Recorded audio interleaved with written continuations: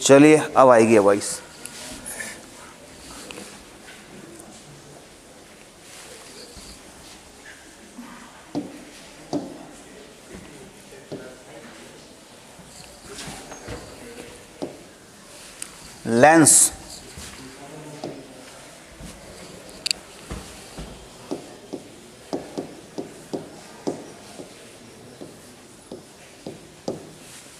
Lens में थोड़ा सा इंट्रोडक्शन पढ़ चुके थे हम, एक बार रिपीट कर देता हूँ।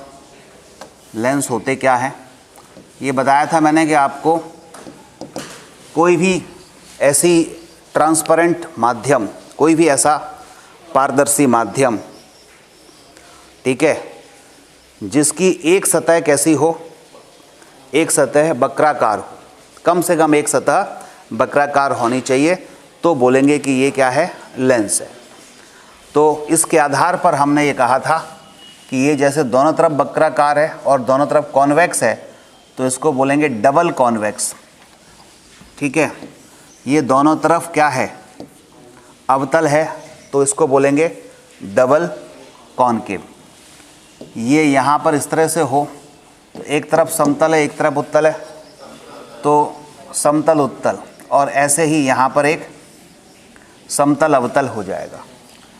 फिर मैंने कहा था कि ये होती है वक्रता केंद्र, इसका ऑप्टिकल सेंटर। ऑप्टिकल सेंटर यानी कि प्रकाशिक केंद्र, प्रकाशिक केंद्र हमने बताया था, ठीक है। ये पहली पृष्ठ है तो पहले पृष्ठ की वक्रता त्रिज्या इधर r1 होगी। ये दूसरा पृष्ठ है तो उसकी त्रिज्या इस तरफ होगी, यानी ये r2 होगी। ऐसे ये पहला पृष्ठ है तो इसकी वक्रता त्रिज्या इधर r1 होगी। ये दूसरा पृष्ठ है तो इसकी वक्रता त्रिज्या इधर r2 होगी, ठीक है। इधर वाली जो दूरियां होती हैं वो धनात्मक होती हैं, तो इसमें r1 धनात्मक होगा, इसमें r2 धनात्मक होगा, इसमें r1 ऋणात्मक होगा, इसमें r2 ऋणात्मक होगा, ठीक।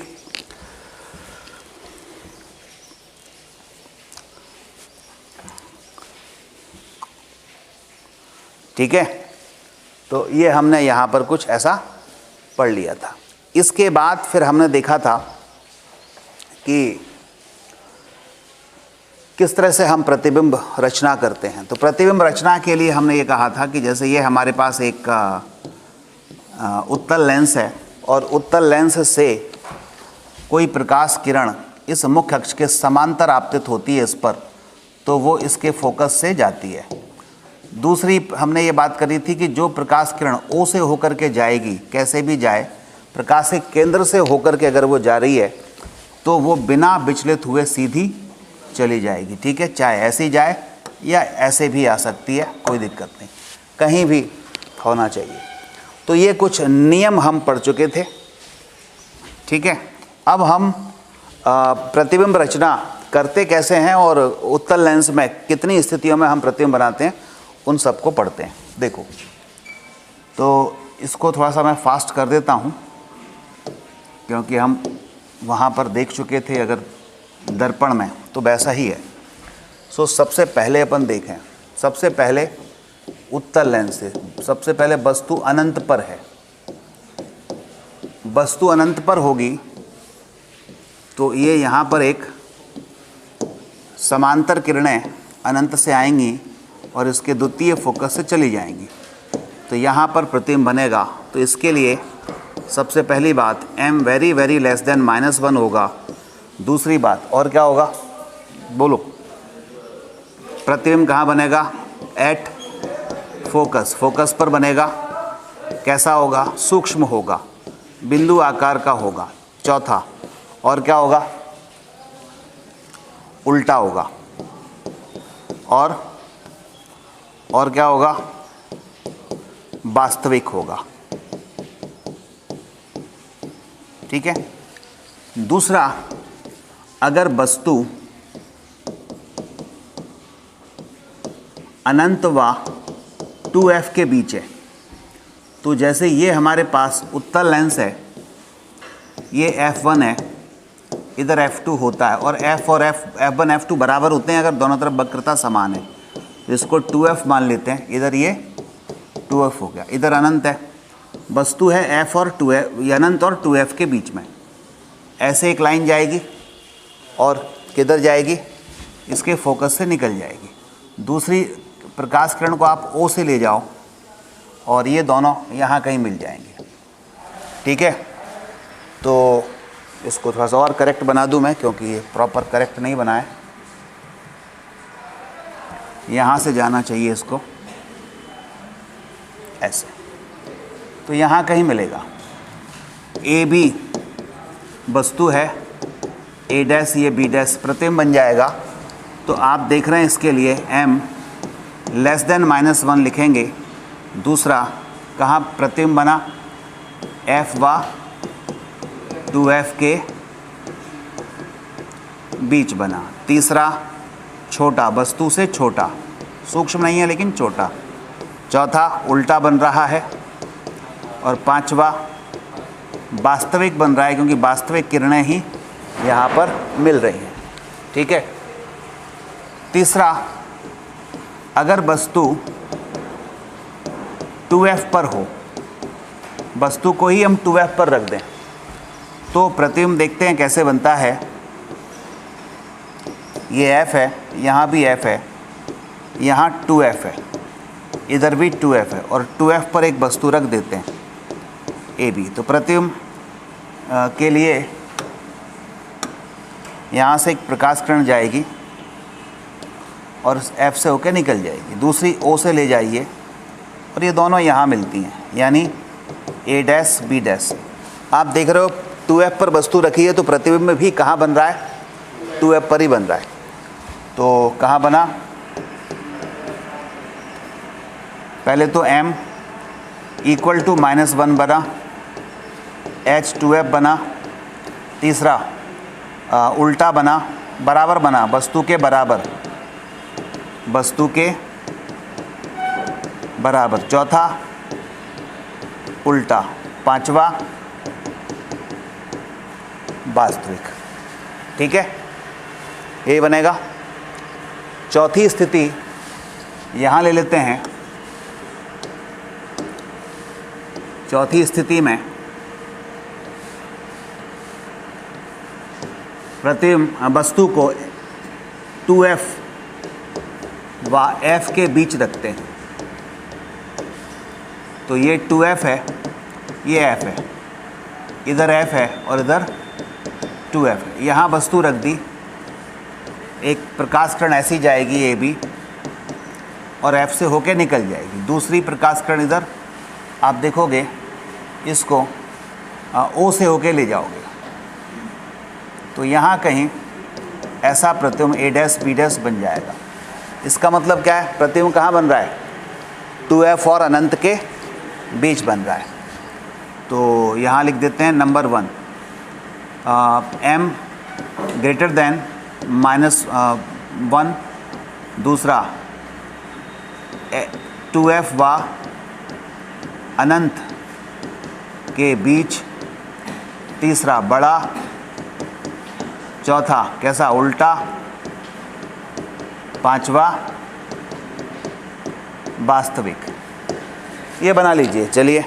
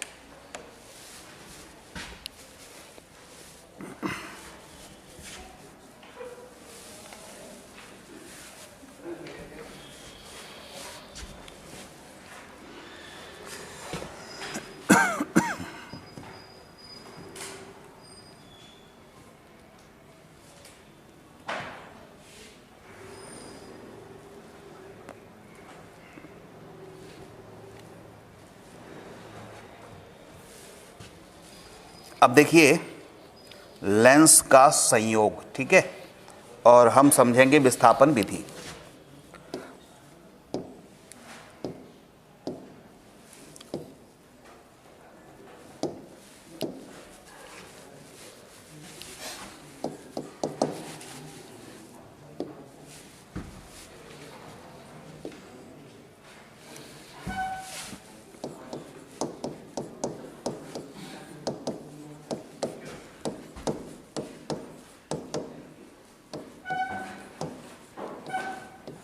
एक लेंसों का संयोजन तो हमने उसमें भी पढ़ा था कि लेंसों के संयोजन में नेट फोकस दूरी कैसे निकालते हैं।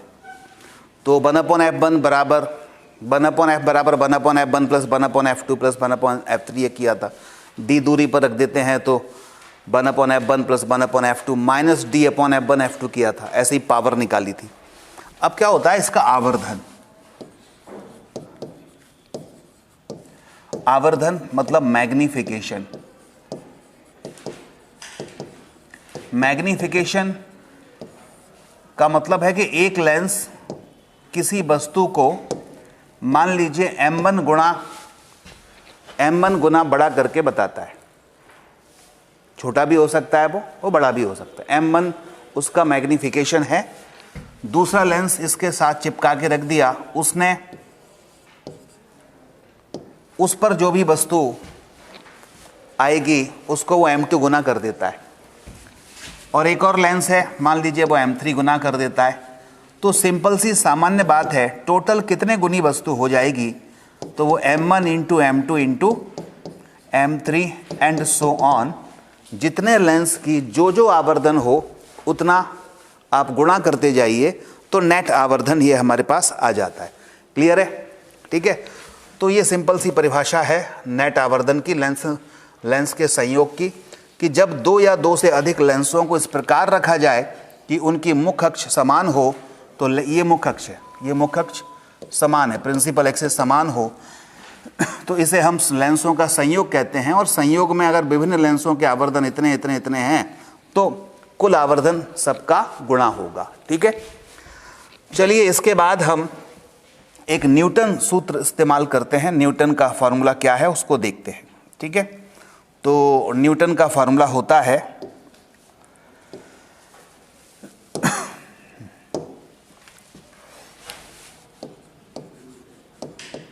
न्यूटन सूत्र। न्यूटन ये कहते हैं कि जैसे अगर कोई लेंस है और वो वास्तविक प्रतिबिंब बना रहा है, वो वास्तविक प्रतिबिंब कौन बनाता है? उत्तल लेंस ही बनाता है, अवतल लेंस तो वास्तविक बनाता नहीं है। ठीक है, तो हमें दूरियां कहाँ से नापनी चाहिए? इसके प्रकाशिक केंद्र से।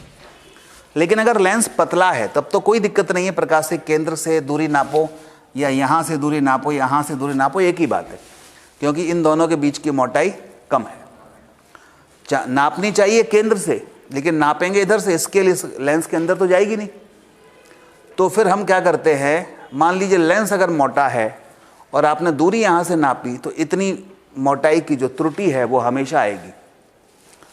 तो इसलिए न्यूटन सजेस्ट करते हैं कि यहाँ एक प्रथम मुख्य फोकस था, यहाँ द्वितीय मुख्य फोकस था, तो दूरियां आप यहाँ और यहाँ से नापने की बजाय फोकस से नाप लो। जैसे यहाँ पर वस्तु रखी हुई है तो पहले फोकस से इसकी दूरी है मान लो कि x1, और यहाँ से यहाँ तक दूरी आपको पता ही है कि f1 होती है, प्रथम फोकस दूरी। प्रतिबिंब बन रहा है मान लो यहाँ, तो यहाँ से यहाँ तक ये x2 है। दूसरे फोकस से, द्वितीय फोकस से प्रतिबिंब की दूरी x2 है, ये पता ही है कि f2 है। तो न्यूटन कहते हैं, इसको डिराइव भी कर सकते हैं हम, कि यहाँ से यहाँ तक, अब u की वैल्यू कितनी हुई? आप बोलोगे यहाँ से यहाँ तक, तो माइनस का कितना आ जाएगा? f1 प्लस x1, ये आ जाएगा f1 प्लस x1। और v कितना हो जाएगा? उस तरफ बन रहा है तो प्लस का होगा f2 प्लस x2। और जो लेंस समीकरण है 1/f बराबर 1/v माइनस 1/u में ये सारे मान लिखते हैं अगर हम, तो उस केस में आप देखेंगे कि एक संबंध बनता है यहाँ पर f1 f2 अगर एफ ही हो, दोनों तरफ समान माध्यम हो तो फिर ये बनता है कि x1 गुणा x2 बराबर माइनस एफ स्क्वायर, और f1 f2 बराबर नहीं है तो x1 इंटू x2 बराबर माइनस f1 इंटू f2 हो जाता है। ठीक है, तो ये दो सूत्र अपने को सिंपल से याद रखने हैं कि x1 इंटू x2 बराबर माइनस एफ स्क्वायर या x1 x2 बराबर f1 इंटू f2 माइनस का। ठीक है, तो चलिए ये सूत्र है। अब इसके बाद आएगा, इसको नोट कर लिए जाए, वैसे आपके नोट्स में होगा ये। और अब हम विस्थापन विधि पढ़ते हैं जिस पे कि एक क्वेश्चन आने की संभावना होती है। उसको अपन विस्थापन विधि को थोड़ा डिटेल में पढ़ लेते हैं।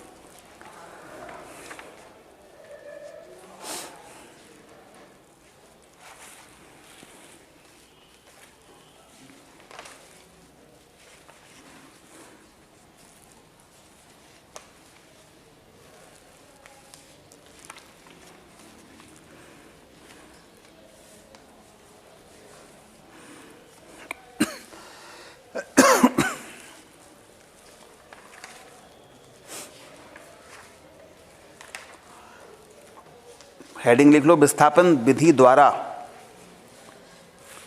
उत्तल लेंस की फोकस दूरी ज्ञात करना।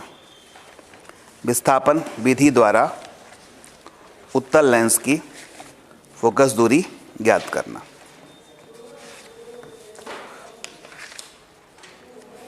उत्तल लेंस की फोकस दूरी ज्ञात करना।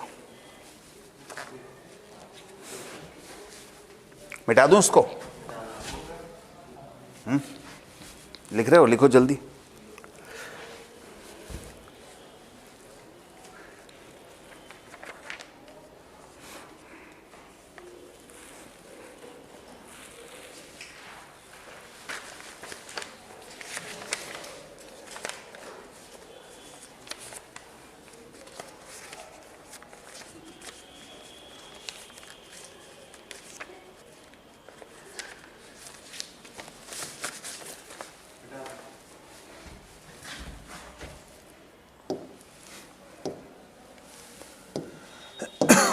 देखो, विस्थापन विधि,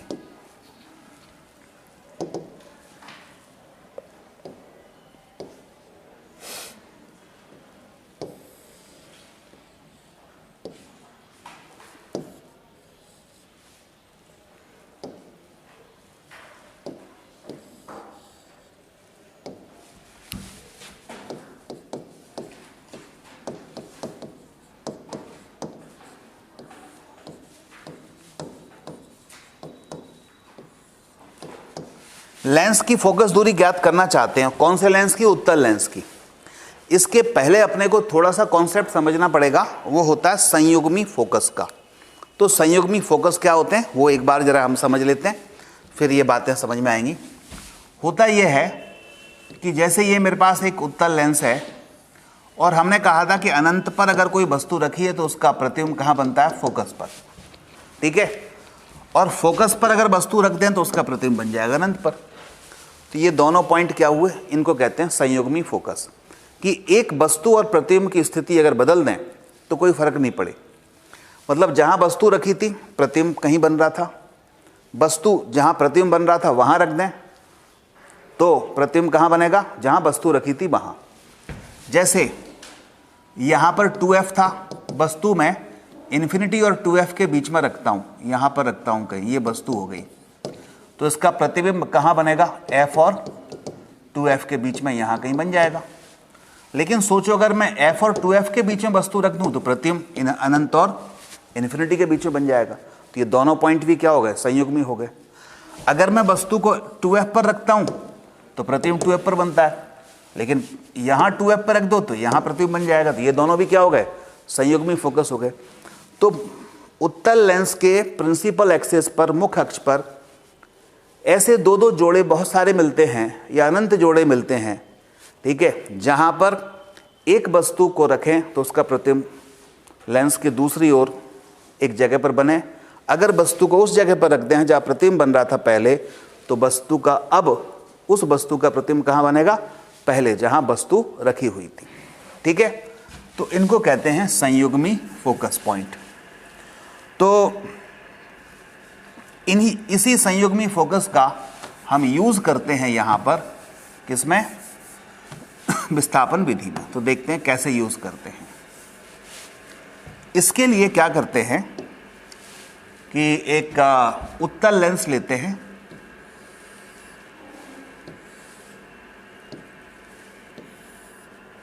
ये उसका मुख्य अक्ष हो गया, या ऐसे समझ लो कि सबसे पहले हमने 2 पिन ले ली, एक वस्तु पिन और इधर कहीं ले ली एक प्रतिबिंब पिन, ठीक है। और या यहां आप स्क्रीन मान लें कि ये प्रतिबिंब पिन है, होगा ये मुख्य अक्ष है। वस्तु को मैं यहां रख रहा हूं, तो इसका प्रतिबिंब बना के देखते हैं कहां बनेगा। लेंस की ये पहली स्थिति है, ये वाली, ये लेंस की पहली स्थिति L1 है। तो हमने देखा एक किरण ऐसी जाएगी, ये इसका फोकस है और इस फोकस से होकर के निकल जाएगी। दूसरी किरण को आप ले जाओ ये O से, ठीक है। तो प्रकाशिक केंद्र O से जाएगी और यहाँ कहीं सपोज प्रतिबिंब बन गया, इस जगह पर ये हमारा प्रतिबिंब बन गया I1, राइट। इसमें मेरे ख्याल से कोई दिक्कत नहीं आएगी। O से इस वस्तु की दूरी है U, और इसी O से ये प्रतिबिंब की दूरी कितनी हुई, V। इसमें भी कोई दिक्कत नहीं है, ठीक है। और ये वास्तविक प्रतिबिंब बनना चाहिए। ये दोनों कैसे, ये वास्तविक वस्तु और प्रतिबिंब भी कैसा होना चाहिए, वास्तविक। तो वास्तविक बन रहा हो, हम कहीं पर यहाँ रख दें, बस वो 6वीं पोजीशन में ना हो, 6वीं में फिर क्या हो जाएगा, वो इसी तरह बन जाएगा, तो यहाँ वास्तविक प्रतिबिंब बन जाएगा, ठीक बात है। अब अगर मैं वस्तु को फिक्स रखूं और इस लेंस को थोड़ा इस तरफ खिसका दूं, और जिस तरफ खिसका रहे हैं तो थोड़ा डिफरेंट कलर ले लेते हैं खिसकाने के लिए। यहां खिसका लिया,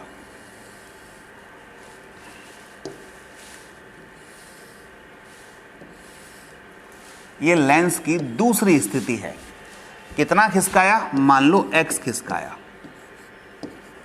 इस साइड x खिसकाया। तो हम चाहते हैं कि इसका प्रतिबिंब जहां पे वस्तु रखी थी वहीं बने, ठीक है। तो देखते हैं, इसको x को आगे पीछे खिसका के एडजस्ट ऐसा करते हैं कि जहां वस्तु रखी थी प्रतिबिंब वहीं बने। ज़्यादा खिसका दिया अपन ने तो हो सकता है प्रतिबिंब आगे पीछे निकल जाए, तो इसको एडजस्ट करना पड़ता है कि प्रतिबिंब कहाँ बने, जहाँ पहले I1 बन रहा था उसी जगह पर अब भी दोबारा प्रतिबिंब बने। और ऐसा अगर हो रहा है तो हम कहेंगे कि ये दोनों पॉइंट कैसे हैं, संयुग्मी फोकस पॉइंट है। तो अब देखिएगा, यहाँ वहीं प्रतिबिंब मान लो बन रहा है, तो कैसी क्या स्थिति रही होगी, इसको अगर डायग्राम से मैं बना दूं फिर से, देखो एक प्रकाश किरण ऐसी आ रही होगी, यहाँ अब इस लेंस पर आएगी ऐसी आगे तक, ये किरण आगे तक जाएगी, और इसका इस स्थिति में फोकस यहाँ था तो फोकस आगे निकल जाएगा, ठीक है। जितना खिसकाएंगे उतना कहीं आगे निकल जाएगा, तो अब ऐसा कहीं मिलेगा, ठीक है।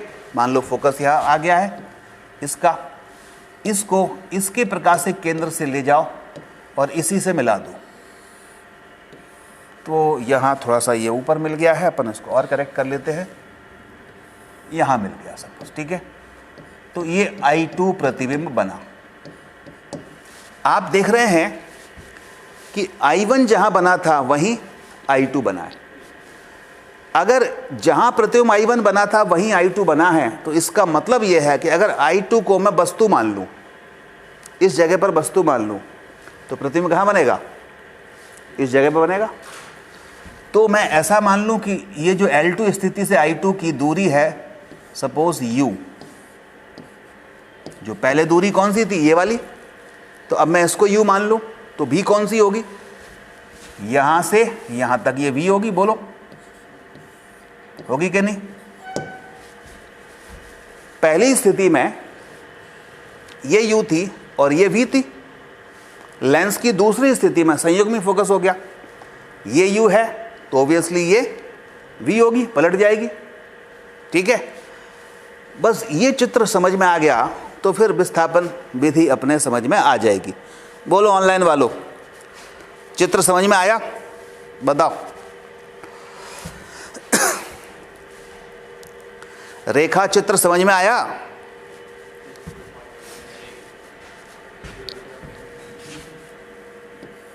चित्र समझ में नहीं आया, बाकी सब आ गया। बोलो, चित्र समझ में आ गया ना? ओके, कुछ बोल रहे हैं आया आया, चलो ठीक है, बहुत सारे आया आ गए। अब इसमें कुछ फॉर्मूले बनाएंगे अगर चित्र समझ में आ गया है तो, ठीक है? और एक बार और समझा दूं? ठीक, चलो।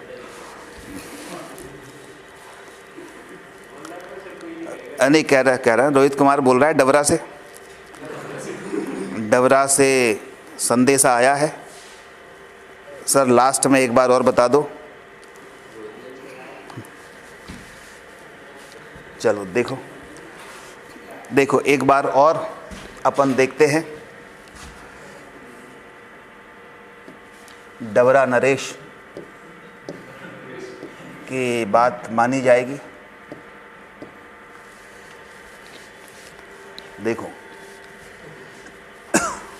ये है पहली स्थिति, उत्तल लेंस यहां लगाया था, ठीक है? इसके सामने हमने एक वस्तु रख दी, वस्तु लेंस से u दूरी पर रखी है, इसका प्रतिबिंब यहां कहीं बन रहा है I1 स्थिति पर, ठीक है? तो ये सब कुछ मैंने येलो लाइन से बताया है, ठीक है? लेंस से वस्तु की दूरी u, लेंस से प्रतिबिंब की दूरी v हो गई। अब इस लेंस को, वस्तु तो वहीं फिक्स रहने दो, इस लेंस को इधर थोड़ा खिसका दो, इस लेंस को इधर थोड़ा खिसका दें, x दूरी खिसका दें। तो अगर थोड़ा एडजस्ट करके आगे पीछे करके अगर x दूरी तक खिसकाया जाए और अब भी वस्तु का प्रतिबिंब वहीं पर बन रहा हो जहां पर पहले बन रहा है, तो हम लेंस और तो हम वस्तु या प्रतिबिंब इन दोनों को आपस में एक्सचेंज कर सकते हैं। इसी को संयुग्मी फोकस कहते हैं। तो मैंने इसको इधर खिसकाया और देखा कि कुछ दूरी खिसकाने पर प्रतिबिंब फिर से वहीं बन रहा है जहां पहले बन रहा था। वो छोटा बने बड़ा बने, हालांकि छोटा ही बनेगा, लेकिन उसी जगह पर बन रहा है जहां पर पहले बन रहा था। तो अब देखें चित्र से कैसे बन रहा होगा। इधर से एक प्रकाश किरण जा रही होगी यहां तक और फिर इसके फोकस से आगे निकल जाएगी। लेंस पहली स्थिति में फोकस यहां था, तो लेंस को खिसका देंगे तो फोकस भी तो खिसकेगा। तो अब प्रकाश किरण जो प्रिंसिपल एक्सिस के समांतर है वो फोकस से जाएगी। दूसरी किरण, ये जो O है यहां प्रकाशिक केंद्र O, यहां से जाएगी। कहां से? इस O से जाएगी। तो ऐसे O से ले जाओ, दोनों जहां मिल जाएं वही मिल रही होंगी जहां पर पहला प्रतिबिंब बन रहा था। तो ये बन गया अपना कौन सा? I2, ठीक है? अगर ऐसा हो रहा है तो इसका मतलब आपने इसको सही खिसकाया है, एक परफेक्ट दूरी तक खिसकाया है, जिससे कि न ज्यादा न कम खिसकाया है, जिससे कि प्रतिबिंब जहां पहले बन रहा था अभी भी वही बन रहा है। ऐसा अगर हो जाए तो ये वाली स्थिति और ये वाली स्थिति क्या होती है? संयुग्मी स्थितियां होती हैं। संयुग्मी स्थिति में वस्तु और प्रतिबिंब की स्थिति को बदल सकते हैं। तो इसका मतलब इस स्थिति में यहां से यहां तक I2 तक की दूरी को अगर मैं u मान लूं, मानना भी चाहिए लेकिन मान लो कि ये u है, तो फिर ये वाली दूरी इस लेंस की दूसरी स्थिति से वस्तु की दूरी क्या हो जाएगी? v हो जाएगी। कहने का मतलब लेंस की पहली स्थिति में ये u थी और ये v थी। अब लेंस की दूसरी स्थिति में ये u हो जाएगी और ये v हो जाएगी। मतलब जो u था वो v हो जाएगा और जो v था वो u हो जाएगा। ये सिंपल सा कॉन्सेप्ट हो जाएगा, ठीक है ना? चलिए अब आगे बढ़ते हैं, सूत्रों की बात करते हैं।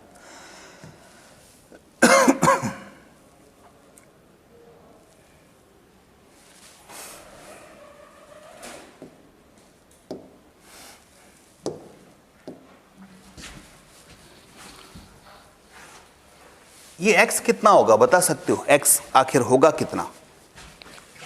मैं आपसे पूछूं, जरा दिमाग लगाओ, x की वैल्यू क्या होगी? इसको और छोटा कर दूं,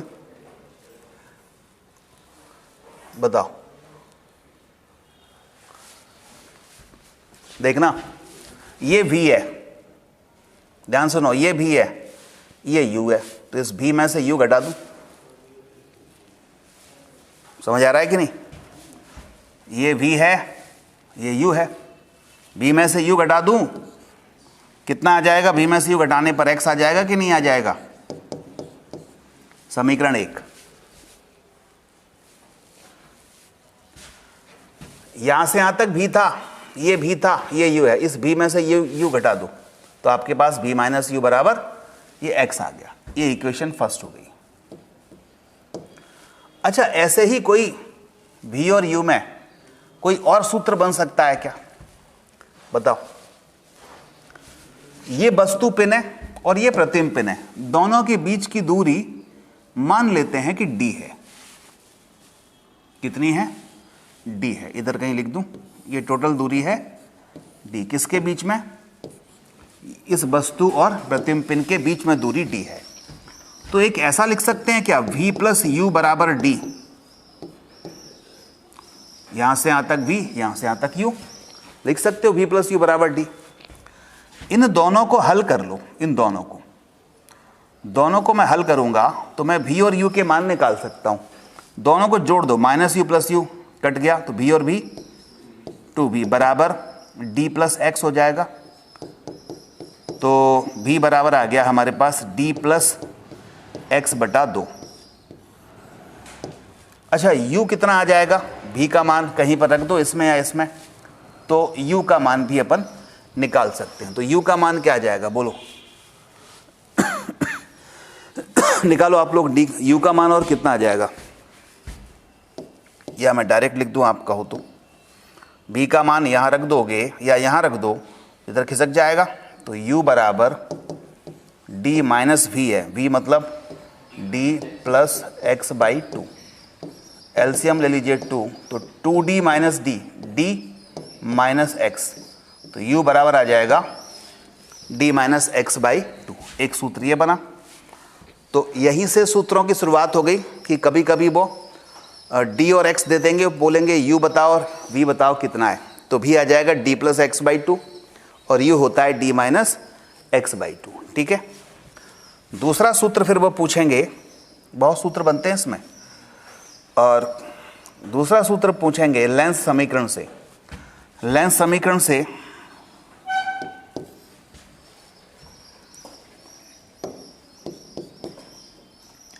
वन अपॉन एफ बराबर क्या होता है? One upon v minus one upon you.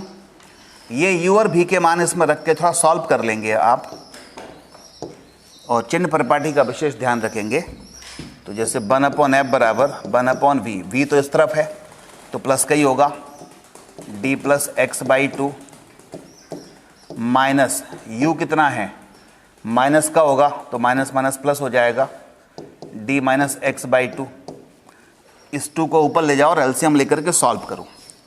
तो सॉल्व करोगे तो देखिएगा आपके पास जो उत्तर आएगा वो यहाँ लिख देता हूँ। आफ्टर सॉल्विंग f, फोकस दूरी निकल के आएगी जो हमें विस्थापन विधि में निकालनी है। f बराबर ये आती है d square minus x square upon 4d।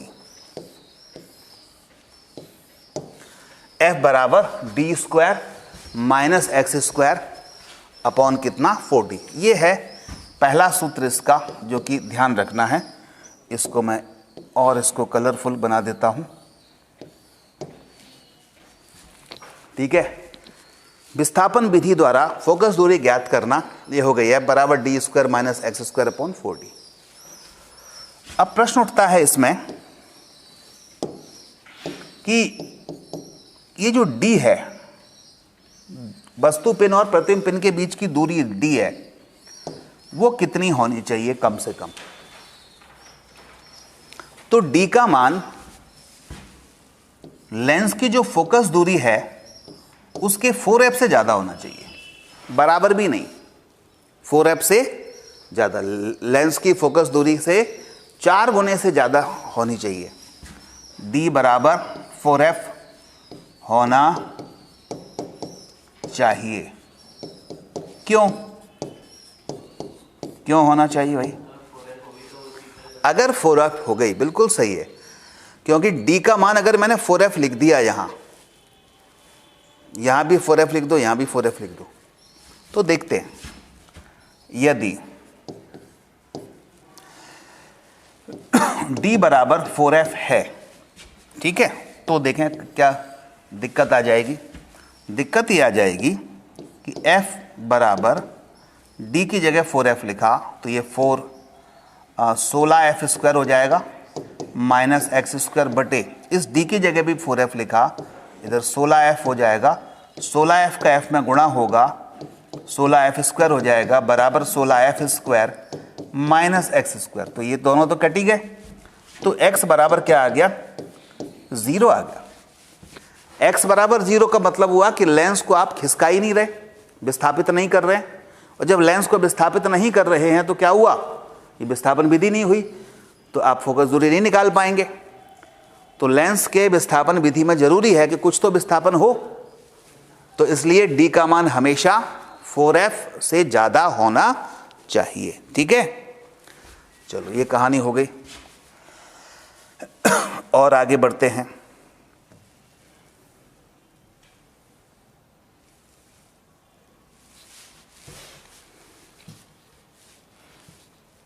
ये नोट कर लीजिए, उन प्रिज्म करने के बाद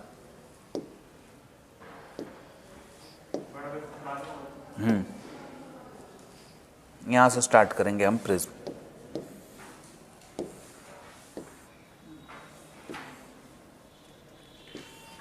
चलो तो सबसे पहले प्रिज्म समझा दूं मैं आपको।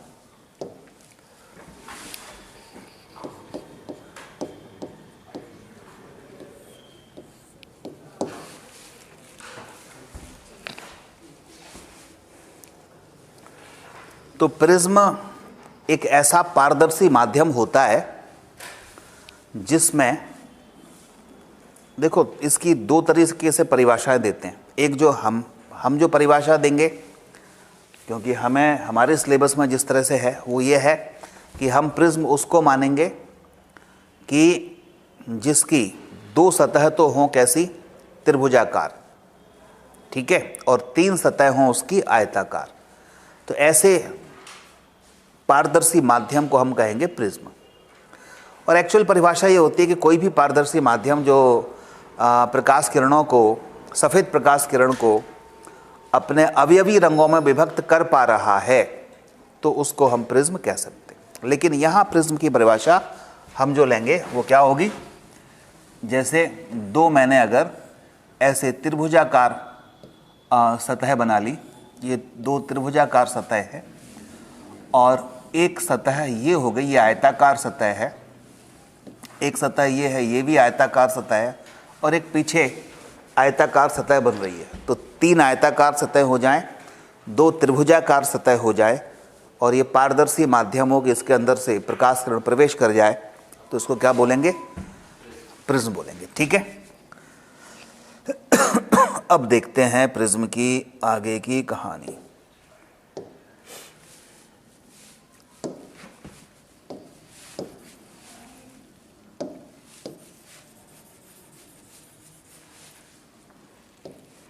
अब हम देखेंगे प्रिज्म के अपवर्तनांक को निकालना। यही इसमें मेन सूत्र बनता है, और जिनको बच्चों को 12th देना है उनके लिए भी ये 5 नंबर पक्के हैं। 5 मार्कर क्वेश्चन आता है। प्रिज्म के पदार्थ का अपवर्तनांक ज्ञात करना। ठीक है, चलो निकालते हैं, वेरी इंपॉर्टेंट। अब ध्यान से समझना, मैं इसका चित्र, एक्चुअल चित्र ले लेता हूं। प्रिज्म के लिए त्रिभुज लेना पड़ेगा। त्रिभुज रहा ये,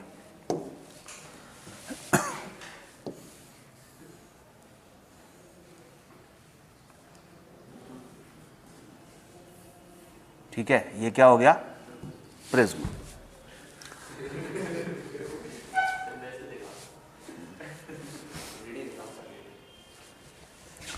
ये हो गया अपना क्या, प्रिज्म। ठीक है, अब सुनो,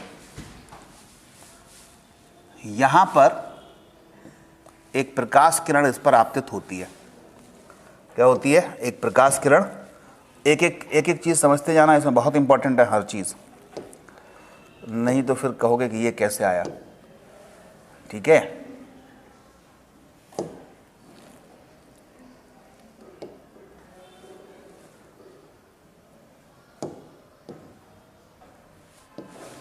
देखो यहां पर एक प्रकाश किरण मैंने ली। ये कौन सी प्रकाश किरण है? क्या बोलोगे इसको? श्वेत प्रकाश किरण, यानी आपतित किरण, इंसिडेंट रे। यहां पर एक हम नॉर्मल बना लेते हैं, ये इसका अविलंब है।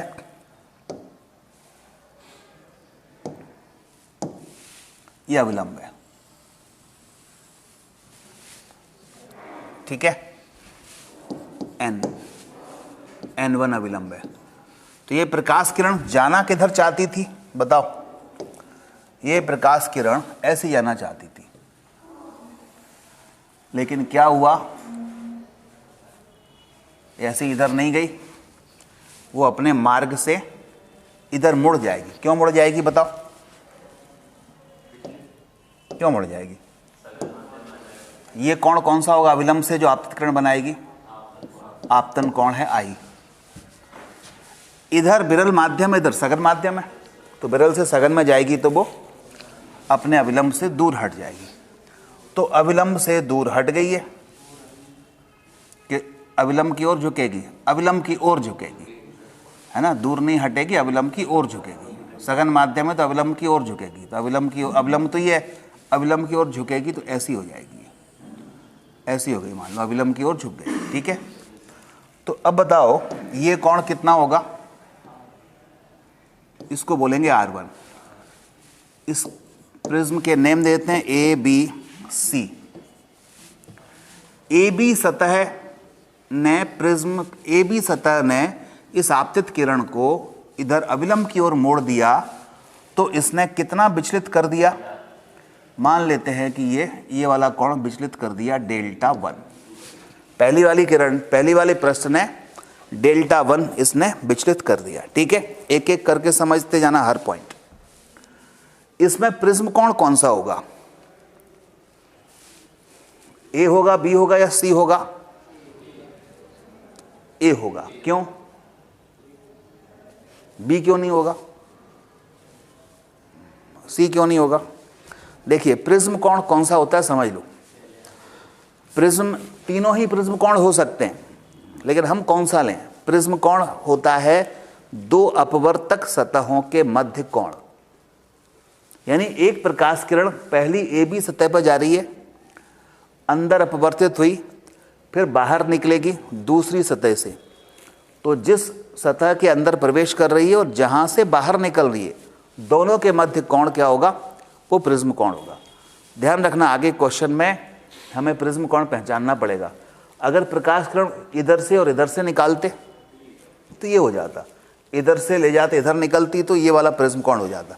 यहाँ प्रिज्म कोण, क्योंकि प्रकाश किरण इस सतह से AB से एंटर कर रही है और AC से बाहर निकल रही है, तो ये यहाँ पर प्रिज्म कोण है। इसी को हम अपवर्तक कोण भी कहते हैं, रिफ्रैक्टिंग एंगल।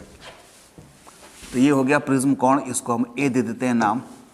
तो यहाँ पर जो कोण A है वो क्या है? जिसको A माना है, प्रिज्म कोण है, या जिसको अपवर्तक कोण भी कहते हैं, रिफ्रैक्टिंग एंगल, रिफ्रैक्टिंग एंगल भी कहते हैं। ठीक है, अब देखो, अब अगला आगे इस AC सतह की कहानी देखते हैं। AC सतह के लिए एक नॉर्मल बना लेते हैं पहले। मान लो ये नॉर्मल है तो इसको हम ग्रीन कलर से ही बना लेते हैं नॉर्मल को।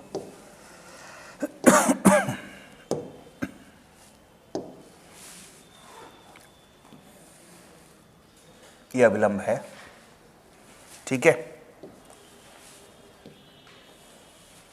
क्यों मिट गया वो?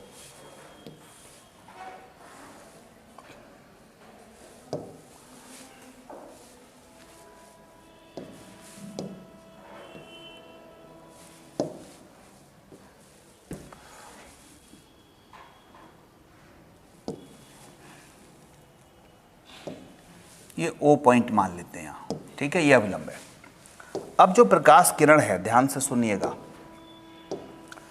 इस सतह से बाहर निकलेगी AC से, तो ये अविलंब था, अविलंब से दूर हट जाएगी। तो अविलंब से दूर हट गई है, ऐसी हट गई, ठीक है ना। तो ये अविलंब से दूर हट गई है, ये एरो बना दिया। तो ये जो कोण बनेगा ये होगा E। E को बोलेंगे निर्गत कोण, निर्गत कोण यानी बाहर निकल रहा है। लेकिन ये जाना कैसी चाहती थी? ऐसे, लेकिन वो अविलंब से दूर इधर हट गई। तो कितना विस्थापित हुई वो देखना है। तो अपन क्या करो, इसको पीछे मिला दो, ये जो फाइनल किरण है इसको पीछे मिलाओ यार, ठीक है। तो अब बहुत ध्यान से देखने की जरूरत है। ये यहां से लाइट रे सीधी जा रही थी, अगर ये वाली सतह नहीं होती तो सीधी चली जाती, लेकिन इस सतह से जब बाहर निकली तो बाहर विरल माध्यम है तो इधर झुक गई। तो ये जो कोण होगा ये होगा Δ2, जिसने AC सतह ने Δ2 दिया। ये Δ2 है तो ये वाला भी Δ2 ही होगा। तो अब हम फाइनली ये कह सकते हैं कि पहली सतह ने Δ1 विचलित किया, दूसरी सतह ने Δ2 विचलित किया, ठीक है। तो ये Δ2 समझाने के लिए मैंने यहाँ पर Δ2 लिखा है। अब मैं इसको हटा देता हूँ क्योंकि अदरवाइज चित्र में ही बहुत सारी चीज़ें बन जाएंगी। ये Δ2 होता है, इसलिए मैंने यहाँ बताया कि ये Δ2 है तो ये वाला भी Δ2 होगा। ये वाली डॉटेड लाइन भी आप बनाए ना बनाए कोई दिक्कत नहीं है, ठीक है।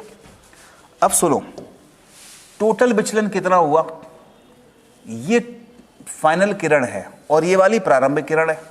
तो फाइनल किरण अपनी प्रारंभिक पथ से कितना विचलित हो गई? ये विचलित हो गई इतनी, और इसको बोल देते हैं डेल्टा, ठीक है। तो इसको बोला जाएगा कुल विचलन। क्या बोलेंगे इसको? कुल विचलन। कुल विचलन प्रिज्म के द्वारा दिया गया कुल विचलन कितना होगा बताओ? पहले प्रश्न ने दिया Δ1, दूसरे ने दिया Δ2, तो कुल कितना हो गया? Δ1 प्लस Δ2। तो यहां लिख देता हूं Δ1 प्लस Δ2, या आप मैथमेटिक्स लगा लो। ये त्रिभुज दिख रहा होगा आपको, इस त्रिभुज में इसको नाम दे दूं T, इस पॉइंट को।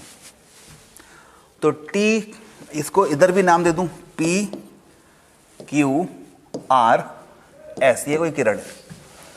तो T Q R इस त्रिभुज में ये जो कोण डेल्टा है ये बहिष्ठ कोण है। तो बहिष्ठ कोण होता है तो उसका जोड़, बहिष्ठ कोण अंदर के आंतरिक कोणों के जोड़ के बराबर होता है, सम्मुख कोणों के जोड़ के बराबर। तो डेल्टा बराबर Δ1 प्लस Δ2, ये भी लिखा जा सकता है। क्लियर? नहीं, कौन E के बराबर? Δ2 नहीं, डेल्टा E के बराबर नहीं होगा, क्योंकि ये दोनों किरणें समांतर नहीं है। ये और ये समांतर होती तो होता। अब आ जाओ, Δ1 आखिर होगा कितना? Δ1 कितना होगा? इधर से जरा हिसाब लगाओ, सोचो। ये I है, ठीक है। I में से क्या घटा दूं? ये R1 घटा दूं तो Δ1 आ जाएगा। तो डेल्टा बराबर आएगा I माइनस R1। इधर बताओ, E में से क्या घटा दूं? ये इधर का कोण है मान लो R2, तो क्या हो जाएगा? E minus R2। तो डेल्टा बराबर क्या आया? I plus E minus common ले लो R1 प्लस R2। ये एक सूत्र हमारे पास बना, ठीक है। अब आगे की कहानी देखो।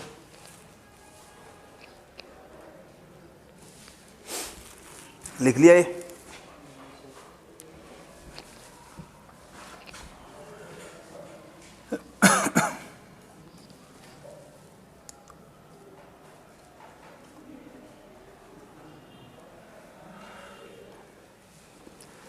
इस तरफ मुझे बताओ R1 plus R2 plus O कितना होगा?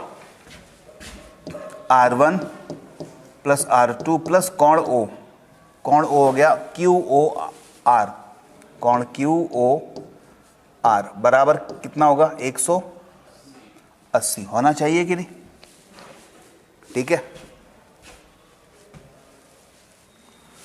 कोण A इधर कितना है देखो, ये 90, इधर भी 90, तो कोण A प्लस 90 और कोण ये QOR, इन चारों का जोड़ कितना होगा?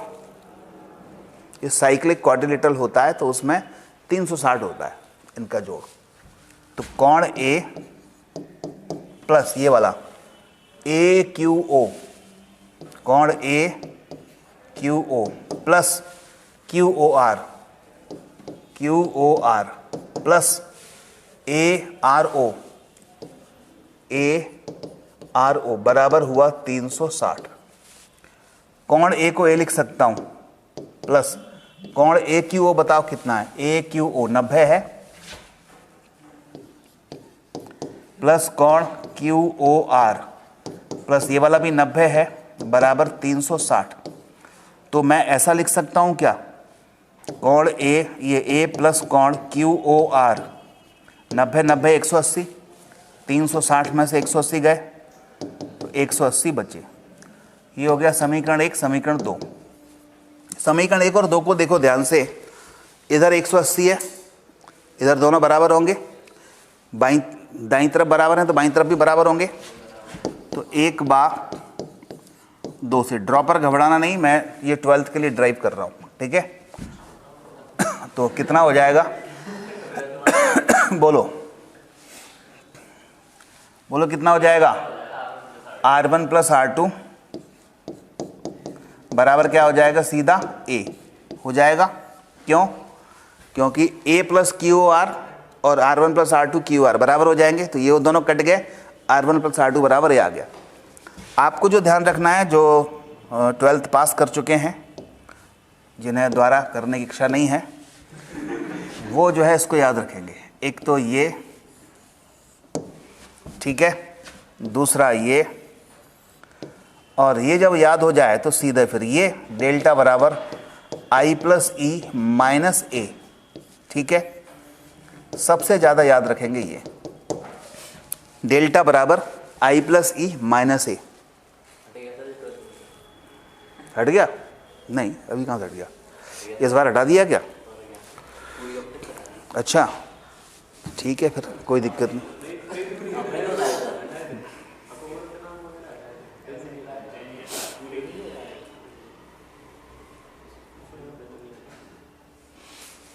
तो डेल्टा बराबर I plus E minus A। आपको ये ध्यान रखना है, I plus E minus A। मिटा दे। चलो अब आगे बढ़ते हैं हम।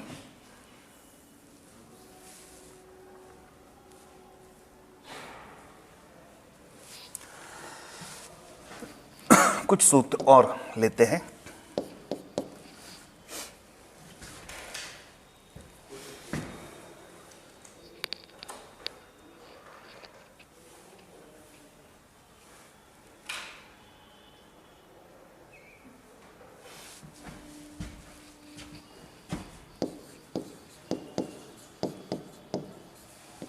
विचलन कोण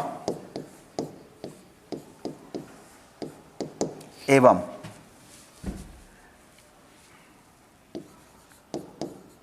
आपतन कोण के बीच ग्राफ।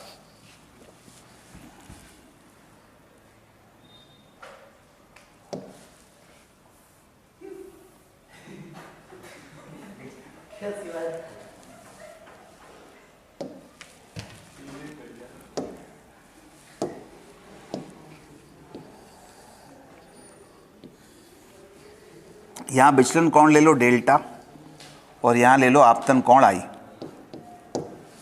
ठीक है, तो ये देखा गया है कि शुरुआत में जब आपतन कोण का मान कम होता है तो विचलन कोण अच्छा खासा होता है, बड़ा होता है। जैसे जैसे आपतन कोण का मान बढ़ाते हैं वैसे वैसे विचलन कोण का मान भी कम होने लगता है। और एक स्थिति ऐसी आती है जब विचलन कोण जितना कम होना था उतना हो जाता है कम, और उसके बाद और कम नहीं होता। मान लो इतना कम होना था उसको, तो इतना कम हो गया डेल्टा एम। अब आई का मान और बढ़ाओगे तो ये विचलन कोण कम होने के बजाय और ऐसे बढ़ने लगता है। तो ये यहाँ पर हुआ डेल्टा एम, न्यूनतम विचलन कोण, जिसको कहते हैं न्यूनतम विचलन कोण। न्यूनतम विचलन कोण की स्थिति में क्या क्या घटनाएं घटती हैं उनको देखते हैं।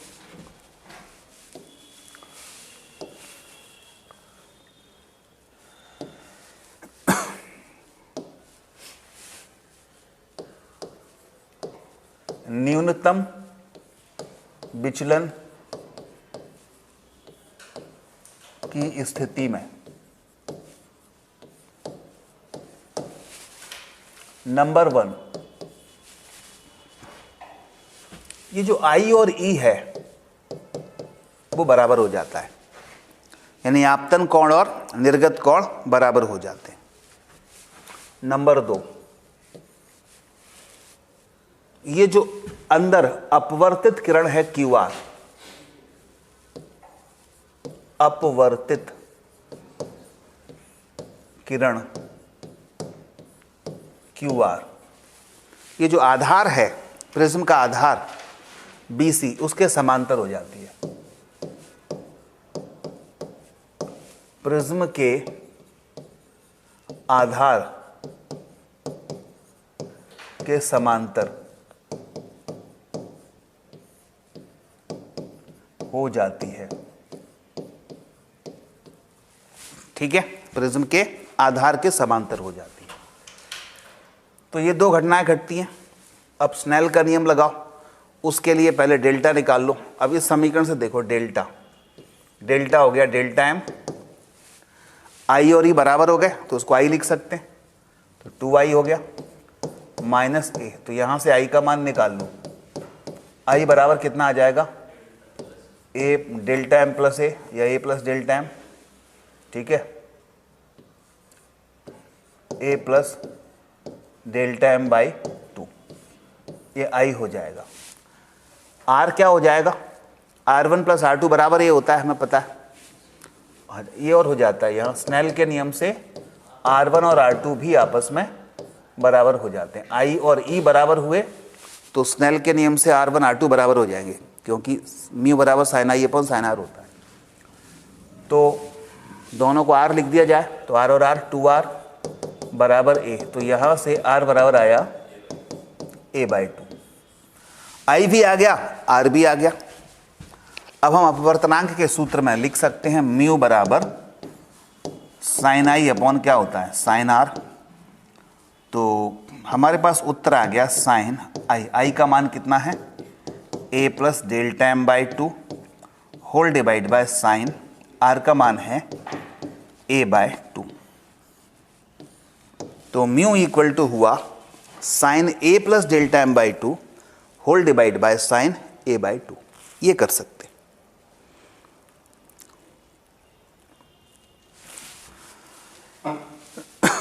ठीक है,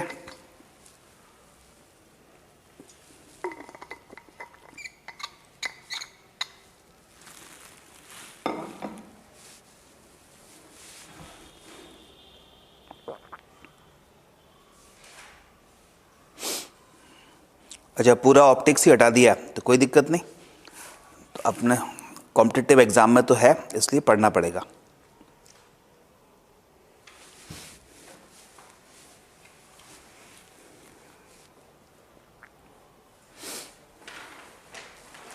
इस बार बहुत सिलेबस हटा दिया MP बोर्ड से, तो फिर भी रिजल्ट देखना, कुछ तो स्कूल में एडमिशन लेते ही फेल होने के लिए।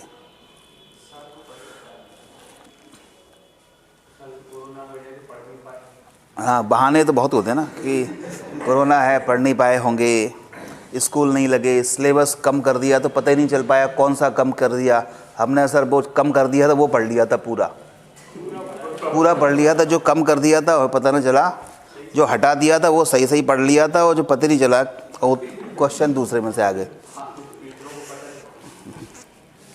तो ऐसे बहाने होते हैं।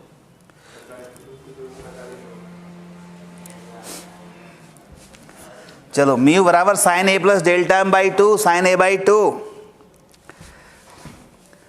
अब अगर सुनो, साइन के मान लगभग कब लिखते हैं? जब कोण छोटे हों। तो अब आगे कहानी देखो।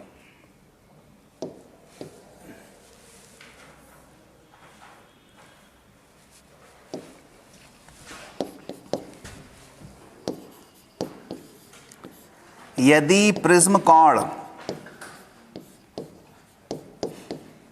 कैसा हो? छोटा हो। कितना छोटा है? ए का मान लेस देन 10 डिग्री है, 10 से 15 तक चल सकता है। तो म्यू बराबर, ये साइन हट जाएंगे क्योंकि साइन थीटा बराबर थीटा होता है, A plus delta M by 2 हो जाएगा, बटे में ए बाई 2 हो जाएगा। 2 से 2 उड़ा दो, म्यू का यहाँ गुणा, ए का गुणा कर दो, तो म्यू ए बराबर ए प्लस डेल्टा एम। तो यहाँ से डेल्टा एम बराबर आ जाता है म्यू माइनस 1 इंटू ए।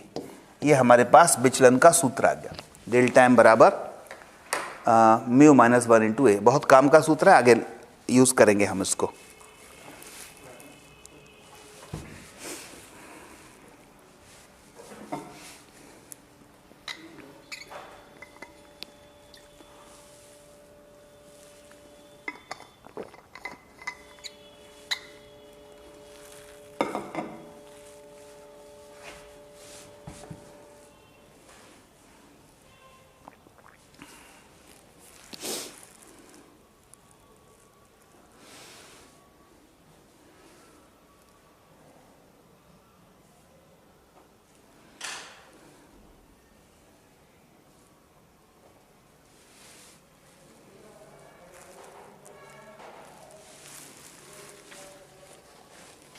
ठीक है, बहुत है, इतना कर लो।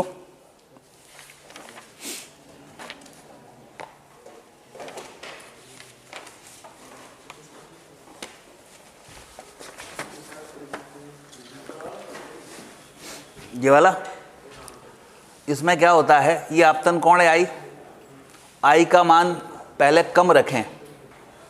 सोचो ये इसको इधर ले जाए तो डेल्टा का मान ये ज़्यादा होता है,